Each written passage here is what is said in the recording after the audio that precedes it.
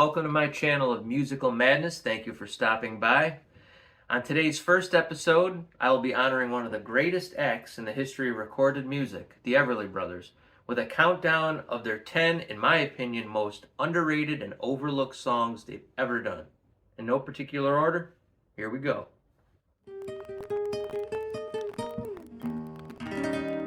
Starting off the countdown at number 10, Silver Threads and Golden Needles. Written by Dick Reynolds and Jack Rhodes. Dick Reynolds was an arranger for vocal group The Four Freshmen, popular in the 40s and 50s, and Jack Rhodes wrote the country classic A Satisfied Mind, which was a big hit for Porter Wagoner in 1955. And he also wrote some songs for Gene Vincent in the mid-50s. Silver Threads and Golden Needles was first recorded by rockabilly and later country artist Wanda Jackson in 1956. But the song didn't have its popularity reach its peak until 1962, when it was recorded by English vocal trio The Springfields with Dusty Springfield on vocals. The Everlys recorded it in 1963 in Hollywood, California, with the Wrecking Crew strongly behind them, and the brothers are in fine form in this one. It's a great track, and they released it on their 1963 album, The Everly Brothers Sing Great Country Hits. It is a great album. If you've never listened to it, every song on there is just beautifully done. The way they do their arrangement on so many country classics in their style is beautiful. I know I've maybe used the word beautiful a little too much, but it really is beautiful. Go check out Silver Threads and Golden Needles, but most importantly also check out the Everly Brothers Sing Great Country Hits. A great album. You won't regret it. At number 9, we have So Lonely, a track from the Everly Brothers' 1966 album Two Yanks in England. This one was written by Alan Clark, Tony Hicks, and Graham Nash of the Hollies, who originally recorded it in 1965 as the B-side to their 1965 hit, Look Through Any Window. The Everlys recorded this at United Western Recorders in California in 1966, and it features 6 guitar players on it, 3 of whom being Al Casey, James Burton, who worked with Rick Nelson and later Elvis, and one of my favorite guitar players and one of my favorite vocalists, Mr. Glenn Campbell.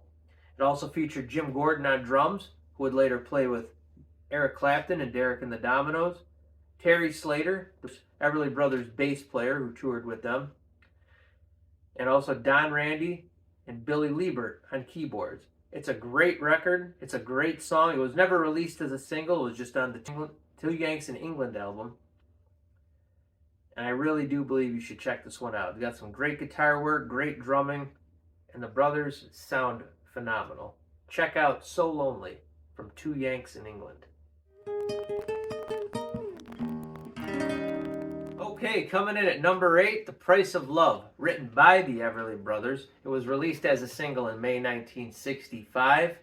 Bubbled under the Hot 100 charts over here in the States, going only to number 104. But in England, it was a huge seller, going all the way to number 2. Such a killer song. Great guitars, great harmonica riffs, great harmonies by the brothers. It's just one of those criminally underrated tracks that I think deserves a lot more attention than it gets.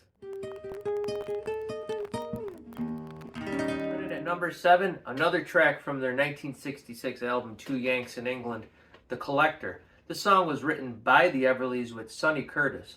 Sonny Curtis was part of the Crickets back in 1960. He wrote I Fought the Law. Would later write the theme to the Mary Tyler Moore Show, Love Is All Around.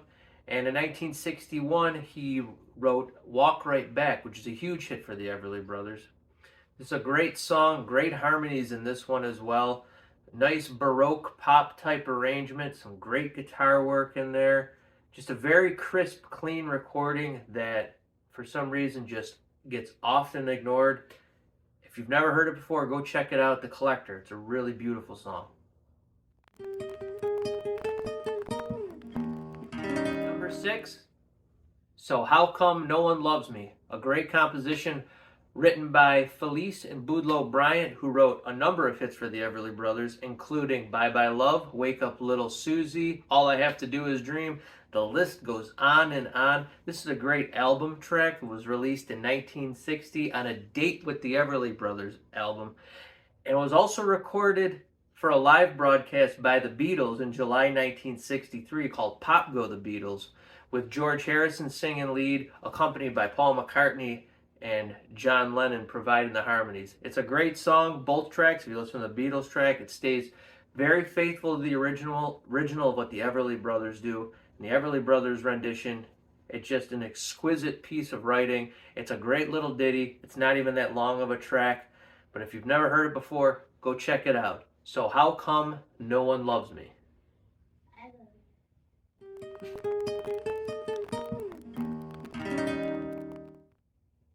At number 5, we have the Everlys with one of their most bizarre recordings, in my opinion, with Mary Jane.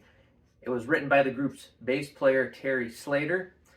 It was released as a single in 1967, failed to make the charts, but it was released on their album The Everly Brothers Sing. It was produced by Dick Glasser, who did a lot of production work with the Vogues, Gary Puckett and the Union Gap, Jose Feliciano, Andy Williams, and he even produced the Everly Brothers' 1966 album, Two Yanks in England, which we had talked about in the past 2 videos. Great song right here, nice arrangement, very bizarre sounding, kind of carnivalesque within the beginning, but then it really picks up the pace with some incredible drumming, great harmonies, overall beautiful production. Different for its times. You could see that the brothers were trying to get contemporary. Kind of, it's got that flower power hippie vibe going on for 1967. Once again, Mary Jane. If you've never heard it, check it out. At number 4, we have Boudleaux Bryant's Like Strangers, a beautiful ballad. It was released as a single in 1960, got as high as number 2 on the Billboard Hot 100. It's a beautiful piece of writing, very short song, and within those 2 minutes, it really captures the brothers at some of their finest singing. Great harmonies from them, great orchestration, just a beautiful record all around. Like Strangers, check that one out. Beautiful tune. At number 3, we have Love Her, written by Barry Mann and Cynthia Weil, the same team that wrote Kicks for Paul Revere and the Raiders. We Gotta Get Out of This Place. You've Lost That Lovin' Feelin'. This is a beautiful piece of music right here. Great instrumentation. The brothers backed by the Wrecking Crew and a full orchestra. Some of their best singing in 1963 was only made it to number 117 on the Billboard Hot 100. But a couple years later, another set of brothers, the Walker Brothers, who were American but had big success in England, their version went to number 20 on the UK charts in 1965.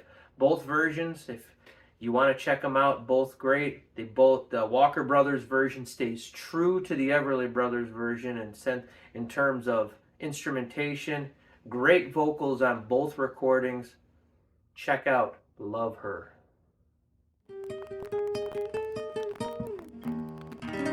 Coming in at number 2, I'm Here to Get My Baby Out of Jail, written by Carl Davis and Hardy Taylor, who originally recorded in the 1930s. Don and Phil recorded this for their 1958 album, Songs That Our Daddy Taught Us. All selections on that album they learned from their father, Ike Everly, who was also an accomplished guitarist and had his own radio show in Shenandoah, Iowa back in the early 40s. This song wasn't released as a single until 1962, where it didn't do so hot on the charts, only going up to number 76. The song was later recorded by Norah Jones and Billy Joe Armstrong for their album For Everly, where they do a whole bunch of tribute songs to the Everly Brothers. If you've never heard this one before, it is a beautiful piece of music with just the brothers harmonizing and a guitar. Pretty sparse arrangement, beautifully done. Check out I'm Here to Get My Baby Out of Jail.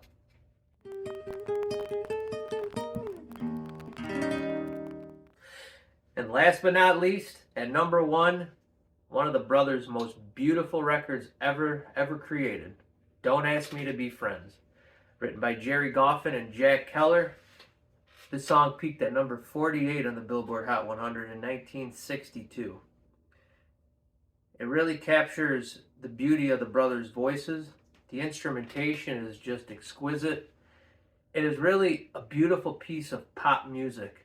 and it's a shame that it has not gotten the recognition that it so rightfully deserves. A beautiful piece of music. Go check out Don't Ask Me to Be Friends. You won't regret it. Well, that's the end of the countdown for today. I hope you enjoyed the video. Thank you for tuning in. In the comments section below, maybe add whatever Everly Brothers song you consider to be an underrated classic. Until next time, this is Mark signing off. Remember, don't take wooden nickels.